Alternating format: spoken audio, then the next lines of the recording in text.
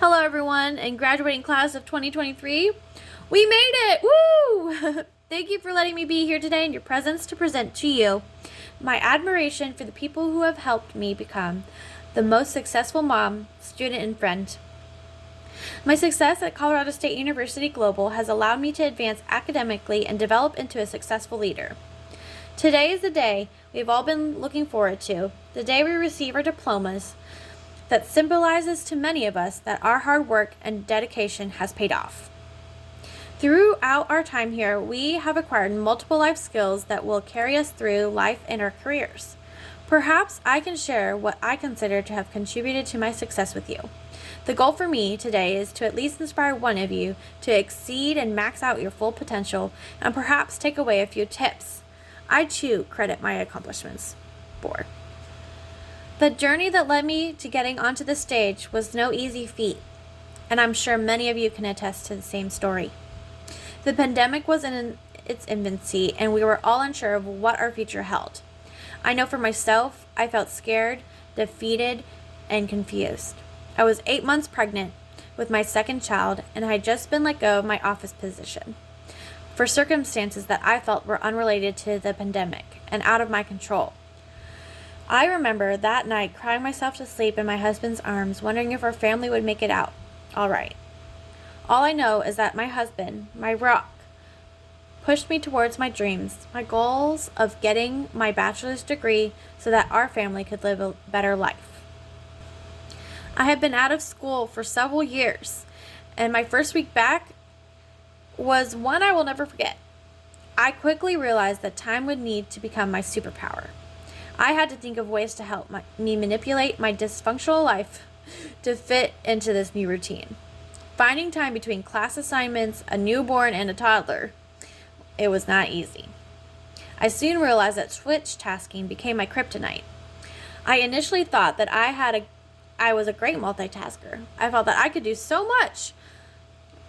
For example, I thought I could do laundry while listening to my reading assignments. However, Dave Crenshaw told me that it takes away from the quality of work when I try to focus on multiple things and can often lead to an increased amount of stress.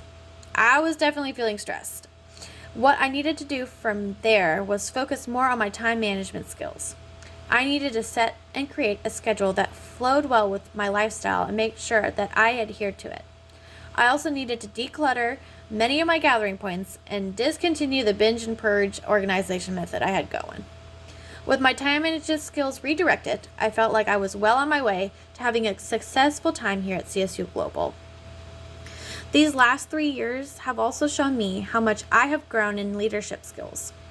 Leadership in today's modern world is not a one-size-fits-all scenario.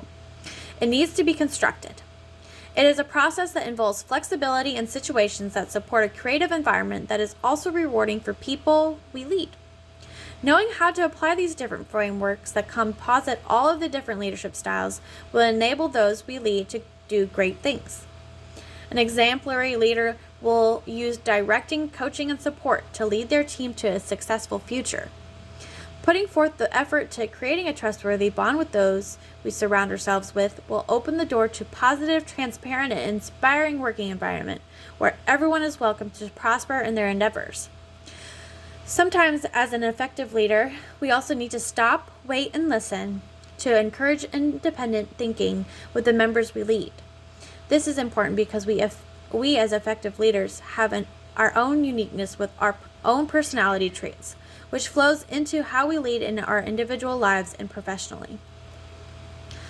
We have 4 drivers that deliver the quality of leadership we provide to those around us. They are energy, focus, speed, and challenge.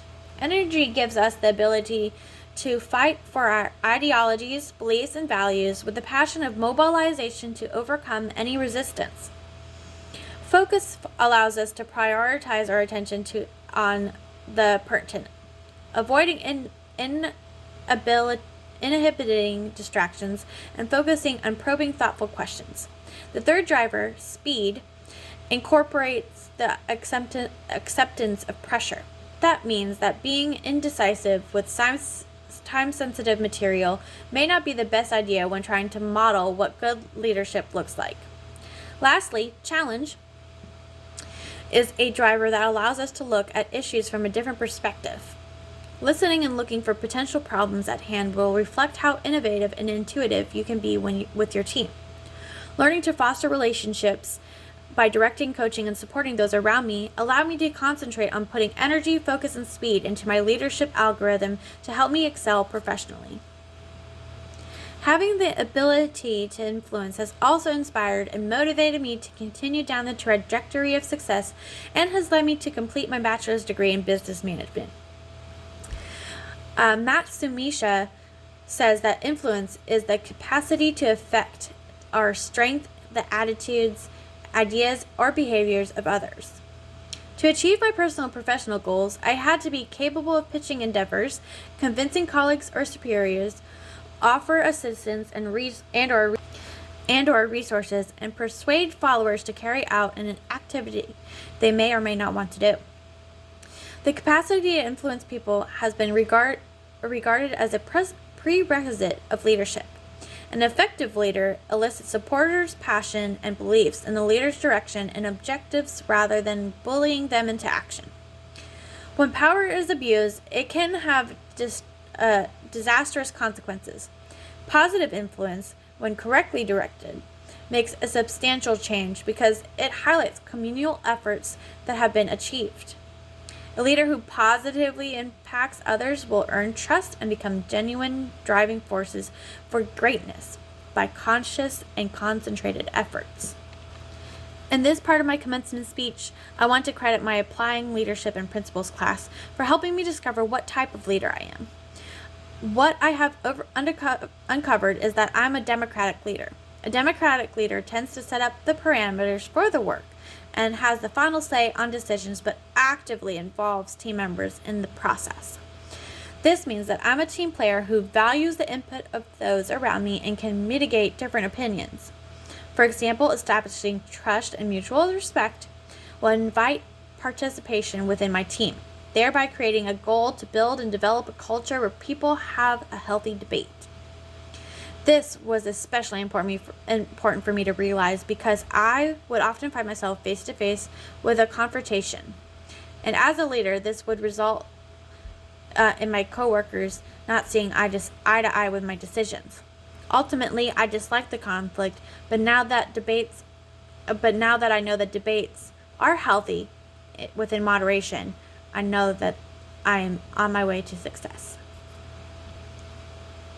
Ethics also has been something that I prefer to use in my everyday life and profession.